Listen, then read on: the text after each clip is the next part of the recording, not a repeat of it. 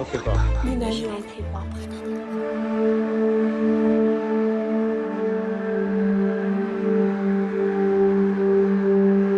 Vers le milieu de l'après-midi, tandis qu'elle vidait les déchets de la cuisine dans les fourrés surplombant la rivière, la femme de Chumpi s'était fait mordre par un serpent. Se précipitant vers nous, les yeux dilatés par la douleur et l'angoisse, elle hurlait « Le fer de lance, le fer de lance, je suis morte, je suis morte !» La maisonnée en alerte avait aussitôt fait chorus. « Le fer de lance, il l'a tué, il l'a tué !» J'avais injecté un sérum de métécache et elle reposait dans la petite hutte de confinement que l'on érige en pareille circonstance. Un tel accident n'est pas rare dans cette région, surtout lors des abattis, et les Achuars se résignent avec une certaine fatalité à son issue souvent mortelle. Mais qu'un fer de lance s'aventurât aussi près d'une maison était, paraît-il, inhabituel.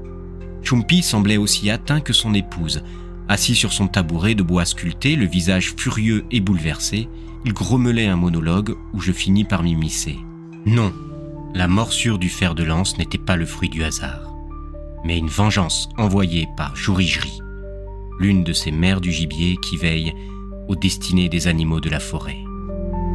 Philippe Descola, par de la nature et culture. Le mot nature nous paraît aujourd'hui si évident qu'il semble avoir toujours existé. Et pourtant son émergence correspond à l'une des plus profondes révolutions qu'ait connue l'histoire de la pensée. Car concevoir la nature, ce fut d'abord, pour les hommes, apprendre à distinguer ce qui relève de l'ordre des choses et ce qui relève de l'ordre des hommes. Autrement dit, distinguer la physis, ce qui est là, donné, de ce que les Grecs appelaient le nomos, la convention, l'institution humaine. Dans beaucoup de sociétés, avant l'avènement du concept de nature, et dans certaines sociétés encore aujourd'hui, cette distinction ne fait pas du tout sens. Dans ces sociétés, on ne fait pas de distinction claire et tranchée entre les usages coutumiers et l'ordre naturel des choses.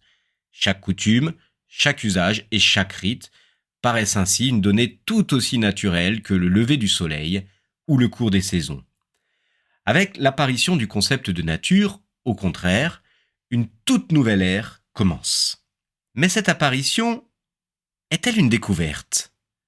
A-t-on soudain découvert ce qui se tenait là, caché, mais tout de même présent, dissimulé à nos regards sous la couche épaisse de nos préjugés ?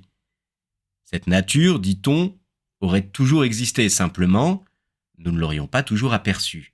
Soit, mais maintenant que nous la voyons, maintenant que nous sommes tous en état, et depuis quelques millénaires déjà, de faire l'expérience de la nature. Pourquoi alors cette expérience est-elle si contrastée ?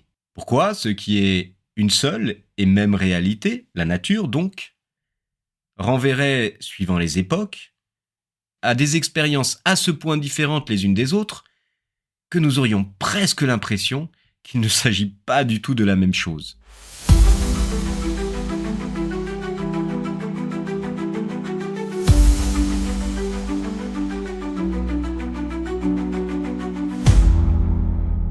Il y a de fait bien des façons de faire l'expérience de cette nature, des façons qui ne cessent et n'ont cessé de s'opposer les unes aux autres. Ainsi, la nature a-t-elle d'abord, pour l'homme, paru un domaine à explorer, une terre à parcourir, parce que le pied de l'homme ne s'y était encore jamais posé. Territoire vierge donc, resté brut et inentamé, soumis aux lois exclusives de la vie sauvage, telle était donc la nature. On comprend sans grande difficulté la passion qui a dû animer ces grands explorateurs que fut Christophe Colomb, Magellan ou Cook. Pendant des siècles, les cartes du globe ont montré d'immenses plages blanches laissées vides faute d'avoir été encore parcourues. Ces grands marins, Colomb, Magellan, Cook, ont peu à peu rempli ces espaces d'îles, de continents, de routes maritimes. Grâce à eux, le drapeau de la civilisation humaine se plantait pour la première fois sur des espaces vierges qui vivaient encore au rythme de la nature. Mais cette exploration ne se réduisait pas à une simple entreprise géographique. Elle était aussi une quête d'exotisme, un désir de merveilleux. L'Occident médiéval connaissait déjà cette fascination. Les récits de voyage rapportaient des mondes peuplés d'êtres étranges, des paysages fabuleux, de richesses inouïes.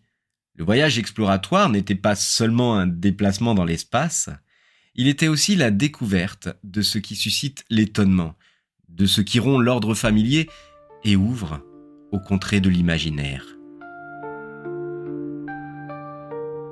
C'est dans cette double filiation que s'inscrivent les voyages extraordinaires de l'écrivain français Jules Verne.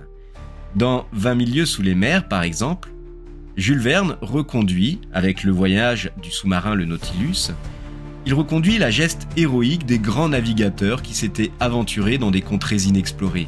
Mais à la fin du 19e siècle, que reste-t-il encore à découvrir de la nature ? Sinon, ses profondeurs sous-marines. Nous n'étions plus de simples voyageurs livrés aux caprices de la mer, mais des explorateurs, des expérimentateurs au sein d'un monde nouveau. Autour de nous, les ténèbres de l'océan s'ouvraient comme les pages d'un livre encore jamais lu. Mais Jules Verne reprend tout aussi fidèlement dans ses romans, et pour le plus grand plaisir de ses lecteurs, l'héritage des Mirabilia. Les Mirabilia, ce sont ces fameux récits médiévaux qui étaient tout remplis de prodiges naturels, de monstres et de curiosités géographiques. Mais le Nautilus lui-même, dans le récit de Jules Verne, n'est pas un simple vaisseau d'exploration.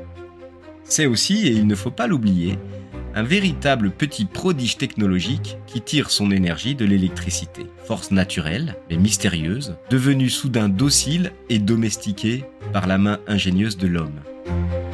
Sous ce rapport, l'expérience de la nature change quelque peu de régime. Elle cesse d'être une simple exploration pour devenir une investigation. La nature n'est plus seulement parcourue, elle est interrogée, pressée de répondre à des questions que l'homme formule. C'est moins la nature qui intéresse ici que ses mécanismes cachés et ses ressorts secrets. Après les grands explorateurs, viennent donc les grands savants. Galilée au XVIIe siècle, observant le ciel à travers sa lunette, Newton, établissant les lois du mouvement et de la gravitation, Harvey, découvrant la circulation du sang, puis au XVIIIe et au XIXe siècle, Lavoisier, Ampère, Faraday, et j'en passe, l'expérience de la nature change complètement de visage. Ce ne sont plus des continents à découvrir et des contrées à explorer, ce sont des lois à formuler et des régularités à distinguer. On n'attend plus alors que la nature s'exhibe sous le regard de l'homme. Non, on la contraint à se montrer, on la provoque dans des dispositifs soigneusement réglés. Dans son ouvrage Connaissance de la vie, le philosophe des sciences français Georges Canguilhem racontait ainsi en ces termes le basculement intellectuel qui s'est opéré à ce moment. L'expérimentation est l'organisation volontaire d'une situation où la nature est provoquée à répondre. Ce n'est donc pas la nature qui livre spontanément ses lois, c'est l'homme qui les lui arrache en multipliant les épreuves, construisant des dispositifs, en imaginant des situations où la nature se trouve forcée de manifester ses régularités. L'expérimentation suppose ainsi un projet, une hypothèse, une mise en demeure. Elle est l'art de créer les conditions pour que la nature se laisse interroger. Ici, l'homme n'est plus simple spectateur, il est l'instigateur d'une épreuve. Le rapport à la nature n'est plus celui de l'étonnement, mais celui de la contrainte méthodique. On ne se laisse plus surprendre, on met en demeure, on force, on arrache. L'expérience est radicalement différente.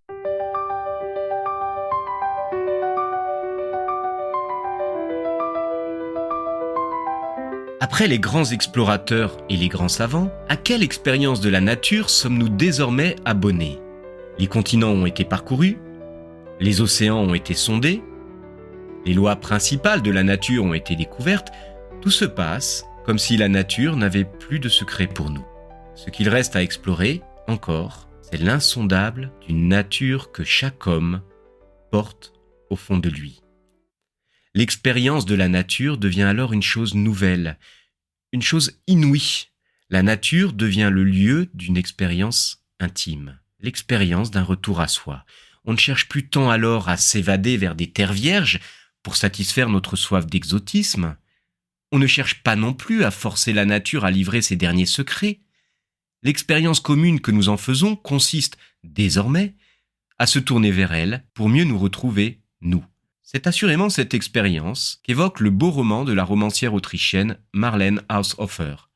Dans ce roman, Le mur invisible, paru en 1963, la narratrice découvre soudain qu'elle est séparée du reste du monde par un mur invisible qui est apparu pendant la nuit. Ce qu'elle découvre dans cette forêt, qui lui sert désormais d'espace, c'est non pas un simple décor, mais une puissance de métamorphose personnelle. Il m'est parfois difficile en écrivant de maintenir la séparation entre mon moi ancien et mon moi nouveau. Ce moi nouveau dont je ne suis pas sûre qu'il ne soit lentement aspiré par un nous plus grand que lui. La nature devient le lieu où l'identité vacille, où le moi s'efface dans une totalité plus vaste. Retrouver la nature, c'est moins l'explorer que se laisser transformer par elle, comme si elle avait gardé pour nous une vérité que nous avions perdue. Si nous en restions seulement à ce stade, on pourrait croire que nous venons simplement d'énumérer des manières différentes de rencontrer une seule et même réalité. Explorer la nature comme les explorateurs de Jules Verne, ou bien lui arracher ses secrets comme les savants dont parle Canguilhem, ou bien encore la retrouver comme le fait l'héroïne du roman de Marlene Haushofer. Ce sont certes des expériences bien différentes, mais ces expériences, pourrait-on dire, ne portent-elles pas au fond sur une seule et même réalité ? En fait, rien n'est moins sûr. Tout se passe au contraire comme si, au gré de ces expériences multiples, ce que nous appelons la nature subissait elle-même de constantes métamorphoses, comme si c'était la nature elle-même qui changeait, qui cessait d'être cette chose fixe que l'on suppose trop vite immuable. Posons la question, même si elle peut sembler un peu gênante. Ne peut-on pas dire que la nature est à ce point inséparable de l'expérience que nous en faisons, qu'elle n'est finalement rien d'autre que cette expérience même ? Ne peut-on pas dire que l'expérience de la nature, c'est la nature elle-même en tant que résultat d'une certaine expérience ? On le voit bien. Dans les récits d'exploration et dans les romans de Jules Verne, la nature apparaît comme un monde sauvage, inhabité. La nature, c'est proprement cela. C'est ce qui se tient en dehors de la civilisation. On peut dire que la mer est encore une terra incognita et que l'homme n'y a pas pénétré au-delà de quelques brasses. Elle garde ses mystères comme une terre vierge, inhospitalière, et pourtant infiniment désirable pour celui qui rêve d'exploration. Dans les ouvrages des sciences dont nous entretient Canguilhem, la nature devient quelque chose de complètement différent. Tantôt un principe vital, une force mystérieuse d'animation, tantôt au contraire une mécanique aveugle, un enchaînement déterminé de causes et d'effets. D'un côté, la tradition cartésienne conçoit la nature comme un immense mécanisme, une espèce d'immense horlogerie. Le cosmos, les astres, le corps lui-même, tout s'explique ou devrait s'expliquer par le jeu des forces, par la transmission des mouvements. Newton formule les lois de la gravitation universelle, Descartes compare les animaux à des automates, les médecins décrivent le cœur comme une pompe. La nature y apparaît d'abord comme un système sans finalité, un réseau de rouages où chaque élément s'enchaîne au suivant. Or, c'est contre cette vision mécaniste que d'autres voix, vitalistes, vont se faire entendre au même moment. D'un côté, on ne peut rien comprendre au vivant sans reconnaître l'originalité de la vie. La pensée du vivant doit tenir du vivant, l'idée du vivant. De l'autre, la tentation demeure constante de réduire le vivant à une mécanique, un système de force sans finalité. La science oscille ainsi entre deux attitudes.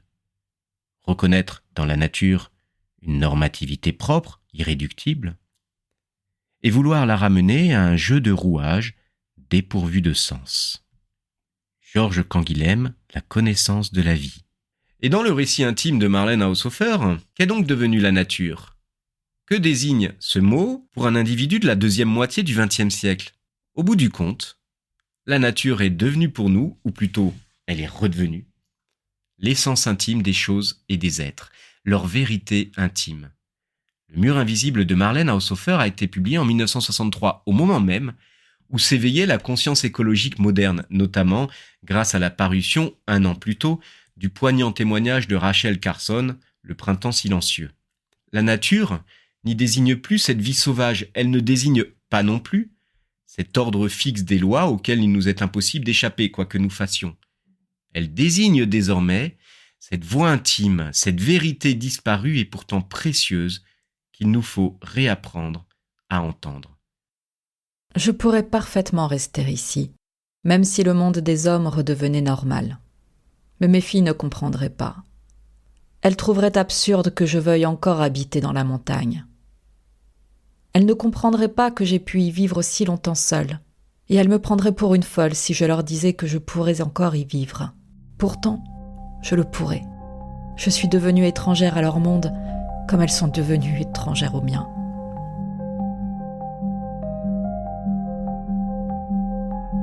Ce ne sont pas là, comme on voit, 3 manières différentes de se rapporter à la même chose. Ce sont réellement 3 natures différentes qui se révèlent à la faveur de ces 3 expériences distinctes. Peut-être la nature, telle que nous avons pris l'habitude de la nommer depuis des siècles, peut-être que la nature n'a jamais été, en somme, qu'une simple invention. Peut-être que cette chose-là que nous nommons nature n'a jamais existé qu'au miroir de nos expériences. Vierge et sauvage quand nous l'explorions, mécanique ou vitale quand nous la scrutions, menacée et fragile quand nous la pleurons et cherchons à la protéger. La nature n'est pas un socle immuable. Elle serait peut-être l'ombre portée de nos manières de l'éprouver. Si tel est le cas, alors c'est la distinction élémentaire entre la nature et la culture, entre le monde de la physis et le monde du nomos, qui menace brutalement de s'écrouler. Car si la nature renvoie à une certaine expérience humaine, qu'est-elle au fond qu'une création culturelle, une construction humaine parfaitement conventionnelle ?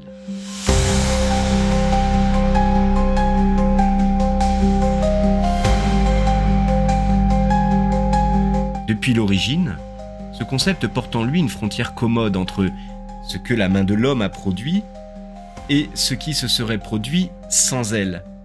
Comme si l'homme pouvait se placer en surplomb ou en retrait, dans une forme d'extraterritorialité imaginaire, et dire « tout ce qui n'est pas mon œuvre, c'est cela la nature ». Peut-on encore se contenter de cette ligne de partage ? Peut-on continuer à penser le monde dans cette vieille dichotomie abstraite ? Peut-être est-il temps d'en finir enfin avec la nature. Non pas en finir avec les arbres, les rivières, les animaux, mais peut-être bien d'en finir avec cette figure conceptuelle qui les a toujours désignés comme notre autre. Car tant que nous parlerons de la nature comme d'un dehors à protéger, ou d'un dehors à exploiter, ou d'un dehors à investiguer, nous nous condamnerons à rester étrangers dans le monde même que nous habitons. Réintégrer l'homme dans l'ordre des choses suppose, paradoxalement, de sacrifier la nature, de renoncer à ce mot, car ce n'est qu'en cessant de croire à la nature que, peut-être, nous pourrons enfin retrouver le monde.